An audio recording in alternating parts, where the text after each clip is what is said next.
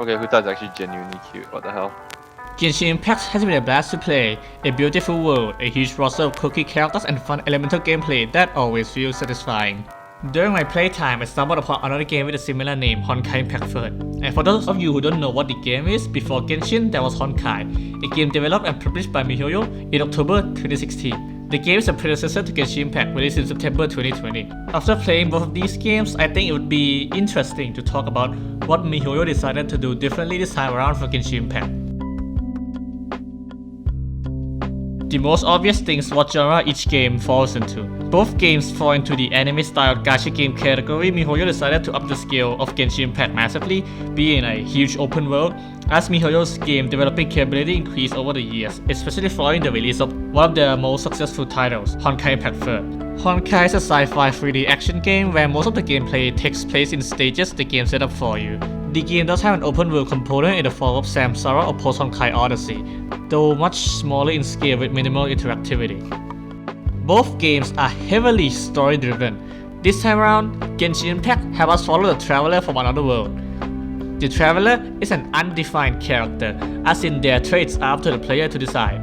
We learn about the world through the perspective of the traveler as we journey through the world on our quest to find our lost sibling after being attacked by an unknown god at the beginning of the game. The unknown god in question looks suspiciously like Honkai's main protagonist Kiana Kaslana, who in Honkai is a young girl who is hot-headed and bold in her action.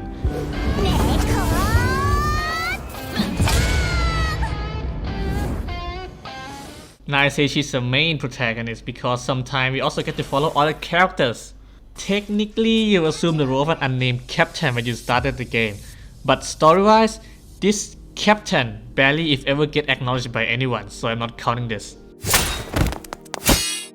When it comes to the cinematic flares and conveying themes to the players, Honkai Impact sci-fi setting can be pretty convoluted, although we do have sources outside the game to help us understand the setting better, such as the Honkai Operational Center video series on the official Honkai YouTube channel and the large amount of manga available to read on the official Honkai website. The game relies on its really impressive cinematics and heavy narrative, being a lot more energetic, putting you right in the middle of the action. Genshin Impact takes a more subtle approach, through the highly detailed world filled with information that you can find on your own. This allows you to find out more information not mentioned in the storyline at your own pace. For example, there's a billboard around Liyue Harbor that have messages written by various characters which showcase their relationship with the world they live in. The game has a more laid-back slice-of-life story quest and with new hangout events, showing players that there are more to the game than just action.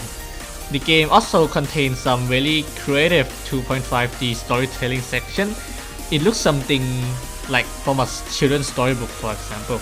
Both games are aesthetically pleasing in their own rights and excel in different types of storytelling, and it's up to the player's preferences to decide which is better suited for them. Next up is the most important topic of any gacha games, the characters. When it comes to who's playable, Honkai have a much lower amount of 14 playable characters. Well, technically 16 if you count post-Honkai Odyssey. Each characters have their own personality that would get developed as you play through the story. But in terms of variety of playstyles, you have a lot to choose from, as a single character might have many versions of said characters, which have a different playstyles than the other version. The majority of the characters in Honkai are all females, having one playable male character who is an odd case, as he is an undefined character similar to Genshin Impact's Traveler. Genshin, with its huge roster of playable characters with different personalities and playstyles, have a more balanced gender distribution. A lot of their recognizable characters you see in Genshin is actually playable or will probably become playable sooner or later, unlike in Honkai. As for how much each game develops their characters, Honkai Impact have much more focus put into their characters, as characters develop for the storyline along with having extra components like the affection system or the dorm system, which allows the character's personality to shine through the interaction outside the usual game. This is something I feel that Genshin still lacks, as the story is mainly about our journey to find our sibling, though we often take a lot of detours and ended up getting to know other characters through their individual story quests and voiceovers, though with little in the way of interaction between different characters. Genshin Impact just got a newly released version 1.4 Hangout events, which aims to bring us some much needed interactions, and this time we actually get to interact with the characters, which after playing through some of it, I can say it's a great step in the right direction. For the combat, Honkai had a much faster paced action, being a hack and slash type of gameplay revolving around you quickly performing combos and switching between characters in a team of 3. Though in later Honkai story chapters, you were only able to use Valkyries currently present at the point of the story. This was probably done for authenticity, even though it just threw this out the window for Genshin. Genshin combat takes a slower, more basic approach with their elemental gameplay, as characters are assigned their own elements that react differently based on what elements are present. The game puts a heavier focus on what characters to bring, as you will be severely punished if you don't bring appropriate elements. For example, if you forgot to bring Cryo and you run into the Electro-Fatui Hammer guy whose shield needs Cryo to break, well, tough luck, man. Both games have a lot of thoughts put into every single design aspects of the game, and I couldn't help but appreciate the effort MiHoYo game developers put into making each of their game.